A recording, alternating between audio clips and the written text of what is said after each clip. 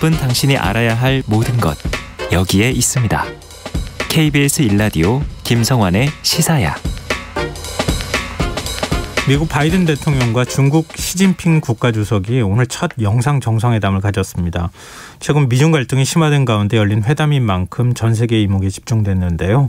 두 정상은 양국 간 충돌은 피해야 한다는 데에는 어느 정도 뜻을 같이 하면서도 강론에서는 뚜렷한 견해 차이를 보였습니다. 국립외교원 미주연구부 민정훈 교수 연결해서 오늘 회담의 주요 내용과 의미에 대해 좀 더 자세히 살펴보도록 하겠습니다. 교수님 안녕하십니까?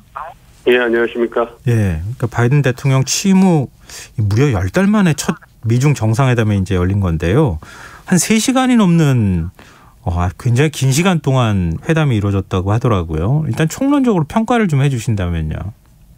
예, 앵커께서 모두에 말씀해 주신 것처럼 미중 간의 그 경쟁은 치열하게 하고 있지만 그래도 충돌은 막아야 된다. 이 부분에 대해서 양국 정상이 공감대를 형성한, 그렇기 때문에 양국 정상이 양국 관계를 관리하기 위해서 의미 있는 움직임을 보여줬다.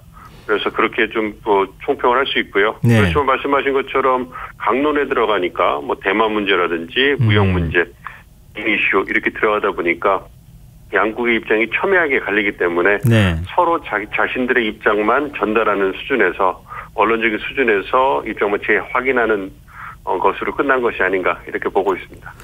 네, 이제 언론이 보도는 하고 있는데요. 발언 내용에 어떤 행간이 숨어 있는지 그게 잘 이해가 안 되기도 하거든요. 예를 들면은 이제 가장 핵심적인 이슈가 대만 문제 아니겠습니까? 근데 바이든 대통령은 중국이 그동안에 천명해왔던 하나의 중국 정책 원칙에는 동의한다. 이렇게 얘기하면서도 형상 변경에는 반대한다. 이렇게 밝혔어요. 이게 어떤 의미입니까? 예, 총론적으로 말씀드리면 양안 관계죠. 중국과 대만 관계에 대해서 미국이 갖고 있는 정책 기조를 재확인했다 이렇게 말씀을 드릴 수 있는데요. 네. 우선 대만 독립을 지지하지 않는다라고 얘기한 것은 미국과 중국이 오랜 기간 지켜온 하나의 중국 원칙을 바이든 행정부도 지지한다. 그렇기 때문에 대만을 전략적으로 미국 바이든 행정부가 이용을 하고 있지만, 그렇다고 해서 대만을 독립시켜서 중국과의 관계를 이제 파탄 낼 그런 의지는 없다. 이런 걸 확인해 준 거고요. 그렇지만 대만이 말씀드린 것처럼 미국에 전략적으로 중요하기 때문에 네. 대만의 협의 결정 현상을 변경하는 것, 이것은 미국 입장에서 보면 중국이 대만을 무력 침공해가지고 대만이 중국의 일부로 이제 편입되는 이런 상황을 가정한 것이거든요. 이 부분에 대해서는 좌시하지 않겠다. 이렇게 봤기 때문에 하나의 중국 원칙은 지지를 하지만, 그렇다고 해서 중국이 대만에 대해서 무력으로 침공하거나 너무나 강한 영향력을 행사하는 것은 미국이 두고 볼 수 없다. 이런 입장을 제가 확인했다 이렇게 말씀드릴 수가 있겠습니다. 근데 제가 앞서도 좀 여쭤봤던 건데요. 현상 변경이라고 하는 게 이게 외교적 용어입니까? 외교적인 용어일 수도 있고요. 군사적인 용어일 수도 있습니다. 이게 모호하죠. 예. 입장을 변경한다는 것이 이제 해석에 따라서 다를 수 있는데, 제가 말씀드린 것은 이제 외교적인 수준을 넘어가서 이제 군사적인 수준이 되는 것이죠. 왜냐하면 양안 관계가 외교적으로 어쨌든 간에 두 국가 간에, 그러니까 중국과 대만 간의 국가라고 말씀드리면 그렇습니다만, 두 당사자들 간에 뭔가 외교적인 균형이 유지되어 왔는데 이 부분이 이제 변화될 수 있다라는 거죠. 그래서 이제 대만이 너무 바이든 행정부 쪽에 붙고, 또 이러한 분위기를 미국 바이든 행정부도 이용해서 중국을 압박하고 있고, 그리고 이제 하나의 중국 원칙을 갖다가 중국이란 대국을 운영하는 원칙으로 삼고 네. 정부의 입장에서는 예. 이 부분이 깨지면 국가를 운영할 수가 없는 거죠. 그렇기 때문에 받아들일 수 없는 거고, 이 외교적 균형이 깨지다 보니까 외교적 현상이 변경되고, 이것이 결국은 더 나가다 보니까 외교의 마지막 수단은 군사적인 전쟁일 수밖에 없기 때문에 네. 이제 말씀드린 게 이제 군사적으로도 이제 의미가 있을 수 있다 이렇게 말씀드린 겁니다. 또 오랫동안 일종의 이제 외교적 군사적 균형 관계를 유지해 왔는데, 그걸 중국이 일종의 대만을 위협하거나 이런 형태로 군사적 균형 관계를 깨는 것은 용납하지 않겠다. 이렇게 이해하면 되는 거죠? 예, 그렇습니다. 네. 근데 시 주석은 이 대만의 독립 움직임, 중국에서 독립하려고 하는 이런 움직임에 대해서는 굉장히 강력한 메시지를 보냈더라고요. 불장난을 하는 사람은 스스로 불에 타 죽는다 이런 표현까지 썼는데, 시 주석의 입장은 어떻게 해석하면 좋을까요? 뭐 말씀드린 것처럼 대만은 그 홍콩이라든지 남중국해, 그다음에 신장 위구르 자치 그 지역과 더불어서 중국이 핵심이라고 지금 말하는 부분이거든요. 네. 그렇기 때문에 대만에 있어서 중국의 영향력이 감소가 되거나 대만이 독립을 한다든가 대만이 미국 쪽에 완전히 넘어가가지고 미국의 영향이 들어간다든가 이렇게 되면 말씀드린 것처럼 중국이 그 큰 나라를 운영하는데 쉽지 않은 거죠. 대만이 본부기가 돼서 홍콩이라든지 마카오라든지 아니면 신장 위구르 자치지역이라든지 이런 지역에서 독립 운동이 일어난다면 그것은 그 중국은 그 헤어날 수 없는 정치 혼란에 빠지게 되는 것이죠. 그렇기 때문에 네. 이 대만 문제는 그 시진핑 주석 중국 정부에게 있어서는 절대 놓칠 수 없는 매우 중요한 그 국가 이익이기 때문에 굉장히 강경하게 이제 그 시 주석이 미국과 바이든 대통령과 대화해서 대응을 하는 것이죠. 네. 우리가 가장 큰 관심을 가질 수밖에 없는 게 북한 문제 아니겠습니까? 북한 비핵화 문제라든가 아니면은 북미 회담을 어떻게 진행할 것인가 이것도 굉장히 중요한데 지금 어떤 내용이 오고 가는지에 대해서는 공개가 안 됐어요. 이거 어떻게 봐야 됩니까? 그 안타까운 말씀이긴 합니다만 그 북한 문제가 이번 화상 회의에서 예. 주요 의제로 다뤄졌을 거라고 생각하지는 않습니다. 말씀드린 것처럼 대만 문제라든지 미중 간의 무역 갈등이라든지 신장 위구르, 홍콩, 대만까지 아우르는 인권 문제 이 부분이 굉장히 미중 관계에 있어서 핫 이슈로 주요 의제로 포진하고 있기 때문에 이 부분에 대해서 주로 논의가 됐을 것 같고요. 네. 그리고 이제 그 회의 이후에 나온 그 백악관의 얘기를 보면 대만 문제가 길어져서 생각보다 회담이 길어졌다 이런 얘기까지 했으니까요. 아무래도 그 주요 의제를 먼저 다루고요. 그리고 나서 기후변화라든지 북한 이란 문제를 원론적인 수준에서 다루지 않았나 싶습니다. 그래서 북한 문제에 있어서 아무래도 한반도가 중요한 지역이고 그렇기 때문에 북한 문제 해결을 위해서 미중 양국이 노력을 하는 게 필요하지 않겠느냐. 이 정도에서 끝나지 않았을까. 그래서 좀 개인적으로 안타까운 측면이 있습니다. 근데 경제 문제 특히 이제 미중 무역 갈등 문제에 대해서도 얘기를 안 할 수가 없었던 상황이었던 것 같긴 한데요. 일단 시 주석은 그동안에 중국 측이 계속 요구했던 것처럼 중국 기업 압박을 멈춰라 이렇게 요구했고 바이든 대통령은 중국의 불공정 무역 관행을 좀 다시 지적을 했거든요. 근데 그렇게 하면서도 무역 관세 얘기는 또 얘기를 안 했어요.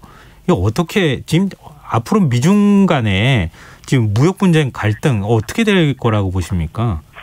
우선 그 말씀해 주신 것처럼 미중 양국 모두 그 합의를 지키지 않고 있는 게 문제인 거죠. 아시는 것처럼 2020년 작년 1월이죠. 그 미중 1단계 무역 합의를 체결을 했잖아요. 네. 그래서 주요한 내용이 이제 그 중국이 작년과 올해에 걸쳐서 미국 제품과 서비스를 2017년 대비 2천억 달러 추가 구매하기로 약속했는데, 네. 요즘 워싱턴에서 나온 보고서를 보니까 지난 9월 말 기준으로 중국 측이 60%가 이행을 하지 않았다. 이런 얘기가 나오고 있고요. 그리고 이제 미국도 사실 그 중국과의 1단계 무역 합의 이후에 이거 고율의 관세를 갖다 철회를 해야 되는데, 네. 이거에 대해서 부분적으로는 처리하고 여전히 2,500달러에 달한 중국 제품에 대해서는 5%의 관세 계속 부과해 왔단 말이에요. 그러니까 미국도 불만이고 중국도 불만인 상황인 거죠. 그래서 이제 이 부분이 이제 어쨌든 이 2018년도에 시작된 이러한 1단계 무역 전쟁이 됐고 작년에 체결 무역 합의가 이제 올해 말이면 끝나기 때문에 네. 이제 새롭게 또 이제 미중 간에 무역 관련돼서 이제 협의를 해야 되기 때문에 이러한 부분에서 이제 원론적인 수준에서 바이든 대통령이 운을 띄운 게 아닌가 싶습니다. 최근에 캐서린 타이라는 미국 무역대표부 대표가 네. 이제 워싱턴에 기자를 만나가지고 바이든가 대중국 무역 관련해서 목표로 하는 것은 중국이 1단계 무역 합의를 준수하는 것이다. 그래서 미흡한 점이 있으면 들여다보고 이것을 개선하라고 요구할 거다. 이렇게 얘기를 했기 때문에 네. 그 부분에 있어서도 이제 미중 간에 이제 갈등, 협의가 본격화되지 않을까 이렇게 예상하고 있습니다. 근데 이제부터 이제 실무 협상이 다시 시작되는 것이나 다름이 없다 이런 말씀이시군요. 약간 주제를 좀 바꿨으면 좋겠는데요. 현지 시간으로 내일 한미일 외교 차관들이 3국 협의회를 가질 예정이라고 하거든요. 그러니까 미국을 방문 중인 최정근 외교부 차관은 종전선언과 관련해 조만간 좋은 결과가 나올 것으로 기대한다. 이런 발언을 내놨는데요.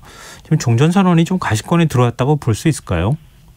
네, 그렇습니다. 일단은 가시권에 들어왔다는 것은 한미 간에, 한국과 미국 간에 종전선언에 관련된 문구라든지 다른 여타 재반 사항에 대해서 거의 조율이 끝났다. 이 부분에 대해서 말씀을 하신 것 같고요. 이 부분에 대해서는 정의용 장관께서도 확인을 해주셨고, 그다음에 차관도 말씀하셨고, 고위 당국자들이 다 확인하고 있기 때문에 한미 그 양국 간의 종전선언과 관련된 협의는 어느 정도 다 조율이 끝났다.